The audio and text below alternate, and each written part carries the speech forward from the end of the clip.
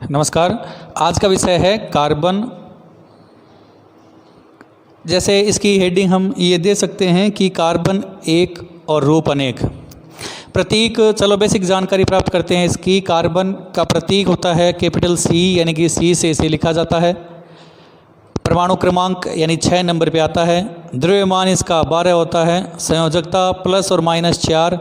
Plus और minus का मतलब फिर से एक बार देख लीजिए, क्योंकि ये पहले भी मैंने वीडियो बनाया था, तो उसमें भी बताया था संयोजकता का मतलब क्या होता है।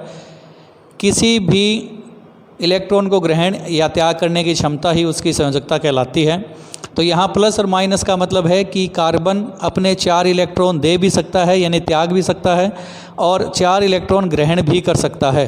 तो ये दोनों संयोजकता पाई जाती है प्लस माइनस की। समस्थानिक हैं 2 इसके। समस्थानिक उन्हें कहते हैं जिनके परमाणु क्रमांक तो समान हो परंतु उनके द्रव्यमान संख्या अलग अलग हो। तो कार्बन के 2 समस्थानिक C612 और C614 ये पाए जाते हैं। इलेक्ट्रॉनिक विन्यास 1s2, 2s2 और 2p2 होता है। उपयोग दैनिक जीवन में, रोज़मर्रा की चीज़ों में हमें ज़्यादातर इसका उपयोग करते हैं, चाहे वो खाद्य पदार्थ हो, चाहे वो दही हो, चाहे दूध हो, चीनी हो, शर्करा जो भी हो, कार्बोहाइड्रेट से बने जो अनाज है उनमें हो, चाहे प्रोटीन हो, चाहे विटामिन्स हो। इसके अलावा ईंधन के रूप में हम दैनिक जीवन में इनका उपयोग करते ही हैं, चाहे वो घर के लिए हो, चाहे वो फैक्ट्री कारखाने, चाहे व्हीकल वाहन, किसी के लिए भी हो।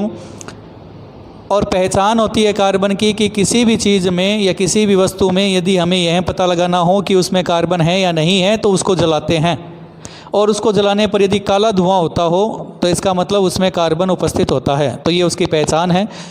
उपयोग के बारे में बात करते हैं फिर से, क्योंकि कार्बन एक ऐसी चीज़ है जिसका उपयोग हम जब सुबह उठते हैं वहाँ से लेकर रात को सोने तक उसका उपयोग करते हैं, यानी कि बहुत सारी चीज़ों में इसका उपयोग करते हैं।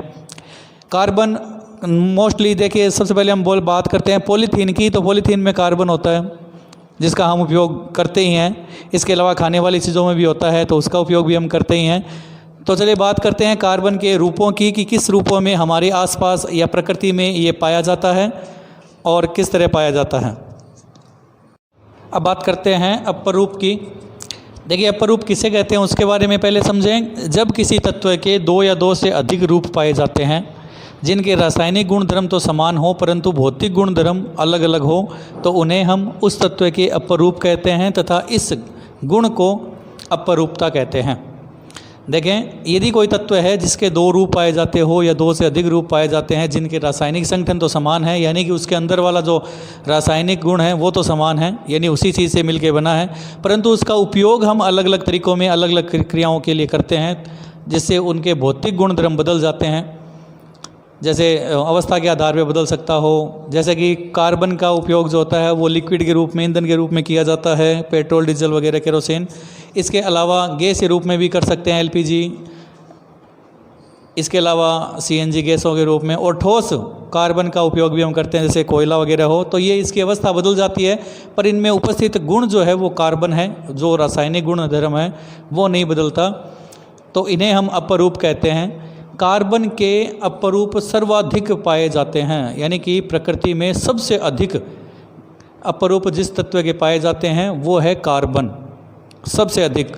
जिसके कारण क्या है, उनके मुख्य कारणों में पहला कारण आता है कि कार्बन में श्रृंखलन का गुण पाया जाता है। श्रृंखलन का मतलब श्रृंखला, यानी चेन टाइप में जुड़ने की जो गुण है वो पाया जाता है। यह है mostly hydrogen, oxygen, nitrogen, sulphur या अन्य क्रियात्मक समूह द्वारा आसानी से जुड़ जाता है, यानी श्रृंखला बना लेता है। दूसरा मुख्य कारण है कार्बन की जो संयोजकता होती है वो +-4 का होना, यानी 4 इलेक्ट्रॉन अधिक मात्रा में 4 इलेक्ट्रॉन दे भी सकता है और 4 इलेक्ट्रॉन ले भी सकता है। इसलिए यह भी एक मुख्य कारण है जिसके कारण से कार्बन के अपर रूप सर्वाधिक पाए जाते हैं। तीसरा मुख्य कारण है कार्बन कार्बन से जुड़ सकता है, और उसके भी मतलब अलग प्रकार से एकल बंध द्वारा जुड़ सकता है, द्विबंध और त्रिबंध द्वारा भी जुड़ सकता है। तो ये 3 जो मुख्य कारण हैं जो यह बताते हैं कि कार्बन के अपर रूप सर्वाधिक होते हैं, इन 3 कारणों के कारण से। तो ये तो थे कार्बन के अपर रूप, और अपर रूप पाए जाने के कारण क्या क्या हैं। इसके बाद में हम बात करते हैं कार्बन के अपर रूप 2 प्रकार के, क्रिस्टलीय और अक्रिस्टलीय, उनके बारे में। पर उससे पहले जैसे कि मैंने पहले भी कहा था कि कार्बन जो है वो हमारे आसपास कई चीज़ों में पाया जाता है, चाहे वो खाद्य पदार्थ हो। खाद्य पदार्थों में अनाज में सर्वाधिक कार्बोहाइड्रेट होता है जो कार्बन और हाइड्रोजन से मिलकर बनने वाला यौगिक है। उसके बारे में बात करेंगे हाइड्रोकार्बन टॉपिक पर पहले फ़िलहाल बात करते हैं अनाज के अलावा जो सब्जियां, दालें या जो विटामिन्स या प्रोटीन्स जो बने होते हैं, फल है, सब्जी है, उनमें भी कार्बन काफ़ी मात्रा में पाया जाता है। प्रोटीन का संघटक बन के भी पाया जाता है। इसके अलावा अन्य जो ईंधन वगैरह हैं उनमें कार्बन पाया जाता है। हमारे जो प्लास्टिक से बनी हुई कई चीज़ें हैं, जो चाहे हम बात करें टूथब्रश का जो क्रिस्टल वगैरह है वहाँ से, जो सुबह हम काम में लेते हैं, जो ये प्लास्टिक से बना हुआ जो मग हो वो काम में लेते हैं, या रात को जिस प्लेट वगैरह या प्लास्टिक या डिस्पोजल वगैरह में हम खाना खाते हैं वो काम में लेते हैं, या पंखा या जो भी हो, या कोई भी उपकरण हो, विद्युत उपकरण हो जिसमें भी कार्बन की प्लेट लगी रहती है, या कहीं कोई रिमोट हो तो उसमें भी सेल में भी कार्बन लगा रहता है। तो दैनिक जीवन में हम कार्बन को आसानी से हमारे आसपास पाया जा सकता है, मतलब उससे हम मिल सकते हैं, प्राप्त कर सकते हैं। पहचान मैंने पहले बता दी। तो ये है कार्बन सर्वाधिक अपरूपों की श्रेणी में आता है। अब बात करते हैं कार्बन के अपरूप की। कार्बन के दो मुख्य अपरूप पाए जाते हैं, दो प्रकार के। सबसे पहले बात करते हैं क्रिस्टलीय और दूसरा है अक्रिस्टलीय। क्रिस्टलीय रूप यानी जिसकी संरचना फिक्स हो, जिसकी ज्यामिति क्रिस्टल नुमा हो। तीन प्रकार हैं, हीरा, ग्रेफाइट और फुलरीन। हीरा और ग्रेफाइट और फुलरीन। हीरा और ग्रेफाइट में जो अंतर है, एक ही कार्बन के अपरूप होने के बावजूद भी, इनके कारण भी इसमें बहुत अलग अंतर पाया जाता है, जो ज़्यादातर पूछा भी जाता है, जो यहाँ मैंने लिखा है। चलिए बात करते हैं दूसरे प्रकार से अक्रिस्टलीय अपरूप। तो चलिए सबसे पहले बात करें अक्रिस्टलीय की, जिनकी कोई संरचना या ज्यामिति फिक्स नहीं हो, अक्रिस्टल के रूप में पाए जाते हों। तो सबसे पहले बात करते हैं चारकोल, कोलतार, डामर, कोक। ये हैं सभी उदाहरण उस नाम के जो सड़क वगैरह बनाने के काम में लिए जाते हैं, जो कार्बन मुख्यतः इनमें पाया जाता है, ये अपरूप हैं उसके। इसके अलावा स्याही में, काजल में, या फोटोकॉपी जो मशीन है उसमें जो काम में लिए जाने वाला जो रंग है, रंजक है, उसमें भी कार्बन उपयुक्त होता है।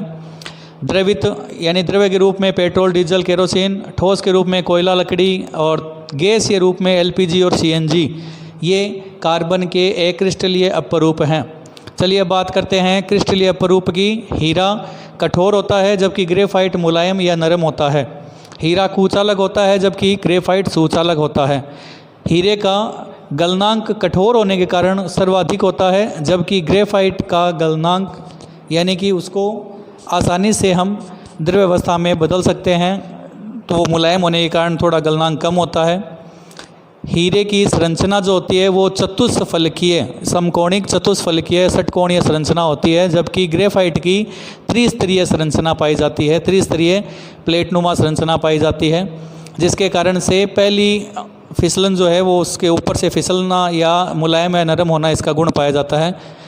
हीरे का उपयोग गहने बनाने में, कांच काटने के औजार, चट्टान वगैरह ये सब के औजार बनाने के वगैरह काम में लिया जाता है, जबकि ग्रेफाइट का उपयोग इलेक्ट्रोड बनाने में, क्योंकि सुचालक है, और इसके अलावा लेड पेंसिल बनाने में भी काम में लिया जाता है।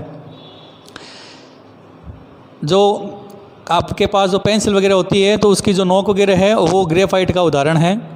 तो हीरे और ग्रेफाइट अलग अलग प्रकृति के हैं, भौतिक यानी कि हम इनको काम में अलग अलग रूप में लेते हैं, परंतु है कार्बन के ही संघटक के, इसलिए ये अपरूप कहलाते हैं। बात करते हैं तीसरे क्रिस्टलीय अपरूप फुलरीन की, जिसकी खोज बकमिस्टर फुलरीन ने की थी, उसी के नाम पर इनका नाम रखा गया था, फुलरीन। कार्बन की जो मात्रा है इसमें 60 यानी कार्बन के 60 परमाणु पाए जा सकते हैं, सुचालक होता है, और इसका उपयोग इलेक्ट्रोड बनाने के साथ साथ स्नेहक यानी कि लुब्रिकेंट के रूप में किया जाता है। स्नेहक औजार, वाहन, कारखानों में लगने वाली मशीनें या कोई अन्य उपकरण जो यदि घिसने के कारण या घर्षण के कारण ख़त्म होने लगते हैं, नष्ट होने लगते हैं, तो उनको बचाने के लिए जो द्रव्य पदार्थ मिलाया जाता है उसे हम स्नेहक कहते हैं, लुब्रिकेंट कहते हैं। उदाहरण के रूप में मशीन का ऑयल यानी मशीन का तेल हो, ग्रीस हो, पेंट हो, या इसके अलावा कहीं और जैसे पॉलिश वगैरह की गई हो, तो ये सब स्नेहक के रूप में काम में लेते हैं। तो ये थे कार्बन के अपरूप। ये पार्ट 1 है, यानी कार्बन के बारे में, कार्बन की विशेषता, कार्बन के गुण, कार्बन के अपरूप के प्रकार और कार्बन के अपरूप के कारण। इसके बाद में बात करेंगे हम पार्ट 2 में अन्य विषयों की। मिलते हैं जल्द ही। उम्मीद है समझ में आया होगा, नहीं आया तो पूछें और याद करना है, याद करें।